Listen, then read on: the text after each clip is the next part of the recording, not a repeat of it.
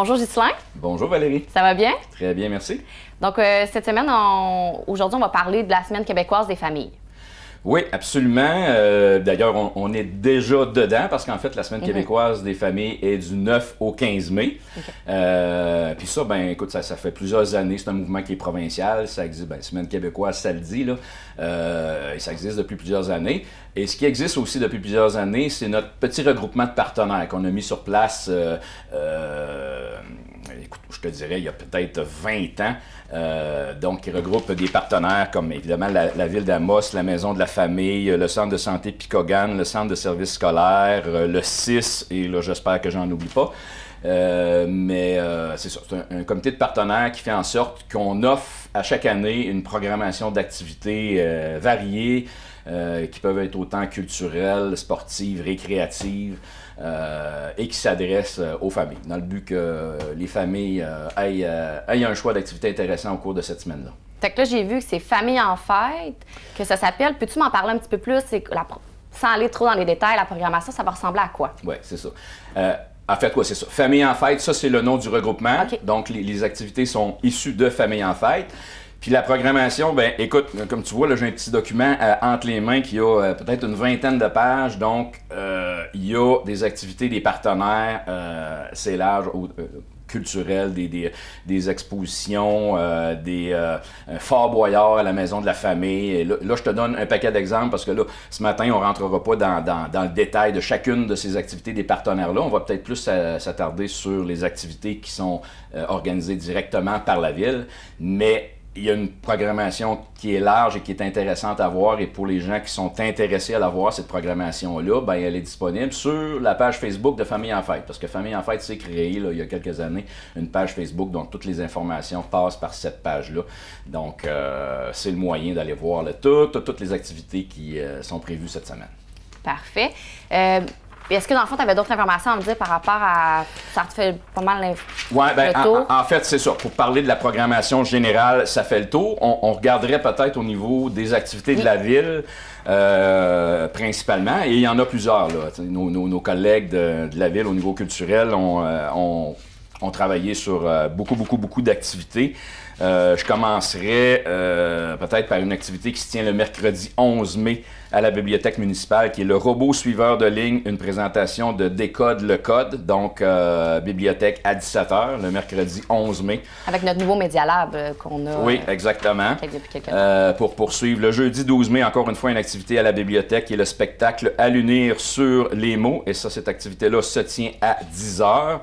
Évidemment, ceux qui veulent avoir des détails sur les activités que je nomme là, tout est décrit là, dans la programmation sur la page Facebook de Famille en fête. Toujours à la bibliothèque municipale et toujours le jeudi 12 mai, il y a la lecture théâtrale et musique Amos vous raconte son histoire à 18h. Et en soirée, on est toujours le jeudi 12 mai, en soirée, il y a un bain libre familial qui est gratuit, donc de 18h30 à 19h45. On invite les familles en grand nombre. C'est gratis, gratuit. Le vendredi 13 mai, à la bibliothèque municipale, le spectacle Kamishibai, oui, ça va être pas pire. Kamishibai pour enfants à la bibliothèque à 17h.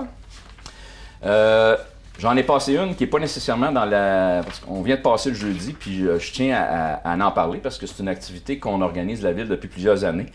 C'est l'activité de reconnaissance SO-Famille. Je suis certain que les gens, c'est pas la première fois qu'ils entendent parler de ça. Là. SO, S-C-E-A-U, et non pas S-O-T ou toute autre façon de l'écrire. SO-Famille dans le sens de certification qu'on accorde à chaque année à des organismes du milieu qui ont mis en place au cours de la dernière année une ou des actions en faveur des familles, en faveur de l'amélioration de la qualité des familles. Fait que ça fait plusieurs années qu'on fait ça. Cette année, on va reconnaître ce jeudi soir, dans le cadre d'un petit 5 à 7, 14 organisations de la Ville d'Amos qui nous ont soumis leur candidature, qui nous ont présenté leur projet.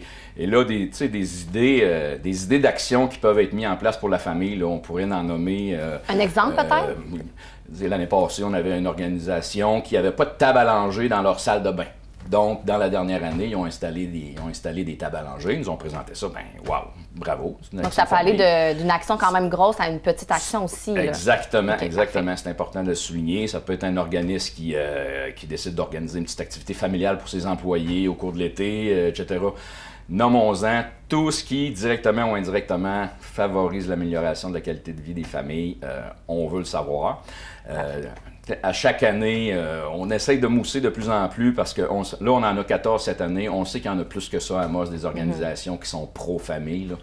Fait qu'on continue d'année en année de promouvoir ce petit programme-là là, qui est bien le fun. Fait que c'est ça. Cette année, le jeudi soir, le 12 mai, on les reçoit 5 à 7 au complexe sportif et on va leur remettre les certifications SoFamille. Fait que cette activité est bien le fun. Donc, on était rendu au samedi 14 mai au centre d'exposition cette fois-ci où on a un atelier intéressant qui s'appelle « C'est un décollage ». Donc, l'activité va se tenir de 10h à 11h30. Toujours le samedi à la bibliothèque, c'est une heure du conte interactive animée par le coloré Moridicus. Et une autre activité, celle-là est entre 10h et 14h, et une autre activité à la bibliothèque en après-midi à 14h cette fois-ci, qui est la fabrication de macarons à l'effigie de votre famille. Là, je suis rendu le dimanche 15 mai, qui est la dernière journée officiellement là, de la Semaine québécoise des familles. Il y a un autre bain libre gratuit en après-midi, toujours à la piscine de la Polyvalente, de 13h à 14h30. Et il y a une dernière activité à la bibliothèque municipale, qui est un atelier de création de bande dessinée à 14h. Puis là, Valérie, il y a 2 activités que je veux te parler plus spécifiquement. C'est des activités qui sont inscrites directement à notre plan d'action de la politique familiale, qui sont là depuis plusieurs années. Je parle, dans un premier temps, de l'activité « Je plante mon arbre ». Donc, c'est une activité dans laquelle on invite les familles, bien, en fait, les 12 premières familles inscrites à venir planter un arbre dans un parc déjà identifié. Cette année, ça va être au parc Bélanger. OK, parfait. Fait que les 12 premières familles sont invitées. Bon, cette année, ça va être entre 9h30 et 11h30. Ils viennent au parc, on leur fait planter un arbre qu'on identifie au nom de la famille. Donc, les familles vont pouvoir regarder, grandir cet arbre-là au cours des années qui vont suivre et c'est bien le fun. Donc, ça, c'est l'activité « Je plante mon arbre ». Aujourd'hui, on est mardi. Il reste encore de la place, là. Il y a des familles déjà d'inscrites, mais ceux qui nous écoutent et qui ont... On a encore le temps d'aller s'inscrire. Oui, c'est encore le temps d'aller s'inscrire.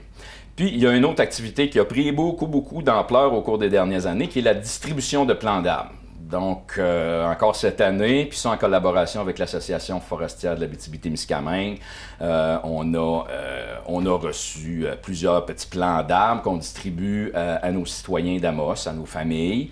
Fait que cette année, dimanche 15 mai, c'est entre 13h30 et 15h. Puis cette année, c'est important de le mentionner parce qu'au cours des dernières années, on était dans le stationnement du foyer du Théâtre des Esquerres, en fait. Cette année, on s'en va du côté du complexe sportif. Donc, dans le stationnement là, à gauche du complexe sportif, entre 13h30 à 15h, on fait la distribution de plants d'arbres. Et puis, pourquoi complexe sportif? Parce que admettons, là, il fait beau cette semaine, c'est bien le fun. J'espère qu'il va faire beau dimanche, sauf que, admettons que la température changerait et qu'il pleuvrait, bien là, on aurait la chance d'avoir l'intérieur, de s'installer sur la dalle. Donc, c'est plus au Théâtre des Esquerres, ça va être au complexe sportif. Puis, advenant le cas qu'il y a de la pluie, ça se passe quand même, c'est simplement à l'intérieur, au complexe sportif. Oui, exactement. Parfait. Exactement. Fait que je pense qu'au niveau de la Semaine québécoise des familles, on a pas mal ça ressemble pas mal à fait ça. le tour. C'est une programmation vraiment diversifiée qui touche autant, comme tu disais, la culture que le sport. Je l'ai consulté tantôt, il y a vraiment plein d'activités. Je vous invite vraiment à aller la voir, que ce soit pour participer à 2, 3 ou même participer à toutes les activités si vous voulez. Il y a un autre événement qu'on voulait parler aujourd'hui, c'est la Fête des voisins, qui est aussi un événement provincial. Mais nous, principalement sur notre territoire, qu'est-ce qui est mis en place? Oui, c'est ça. Puis au cours, parce qu'en fait, la plupart des gens, la Fête des voisins, tout le monde a déjà entendu parler de ça, parce qu'en fait, oui, provincial, je te dirais même que c'est international, parce que ça, la Fête des voisins, ça a été parti ça, en France vers la fin des années 1990. Puis l'objectif de la fête, c'est de recréer un peu les liens de voisinage, de proximité. On sait aujourd'hui, en 2022, les gens sont de plus en plus individualistes, etc. Fait que les relations avec les voisins, c'est rendu plus limité. Fait que c'est l'objectif principal, en fait, de la fête des voisins. Ce qu'on faisait au cours des dernières années, on trichait un petit peu la formule au cours des dernières années, c'est-à-dire que la Ville organisait une activité où on invitait l'ensemble des citoyens, une activité intergénérationnelle. Là, les gens se souviendront, on était dans le parc Brunet avec musique, barbecue, etc. C'était bien, c'était le fun, les gens participaient, surtout quand il faisait beau. Sauf que, de toute façon, cette activité intergénérationnelle-là, on ne l'élimine pas, on va la faire plus à l'automne, mais on tenait à revenir à la base, aux fondations même là, de la fête des voisins. Fait que cette année, on favorise la participation citoyenne, on invite les gens à s'organiser des fêtes, puis là, je ne veux pas faire peur à personne, là. Quand je parle de fête, là, ça peut être juste d'inviter quelques voisins de proximité, mais ça peut être aussi, là, pour les gens qui ont envie de donner plus d'ampleur, ça peut être d'inviter le quartier au complet. Est-ce qu'on peut barrer la rue, par exemple? Ton exemple est excellent, Valérie, parce que c'est ça. Ce qu'on veut dire là, ce matin aux gens qui ont le goût de s'inscrire, c'est que la Ville veut être là comme facilitateur. Pardon. Donc, ton exemple est bon. Vous êtes dans un petit quartier, il y a une petite rue tranquille qui serait quand même facile à barrer. Donc ça pourrait faire partie des demandes qui seraient adressées là, à la Ville. Puis, il y a un paquet de mesures facilitantes là, que la Ville peut offrir aux gens dans le cadre de l'organisation de leur activité. Fait qu'on veut être là, la Ville, puis là, je tiens à le dire là, parce que mon objectif, c'est qu'il y ait le plus possible de gens qui prennent en charge une fête. On veut avoir plusieurs fêtes des voisins là, à Amos le samedi 4 juin. Fait que la première étape, c'est j'invite les gens à nous appeler au complexe sportif 819-732-2781, juste pour nous dire, ben ouais, je pense à ça, là. Je pense que ça me tenterait. Fait qu'à partir de là, on va informer les gens sur c'est quoi qu'on peut faire pour eux autres. Il va y avoir des petits guides d'accompagnement.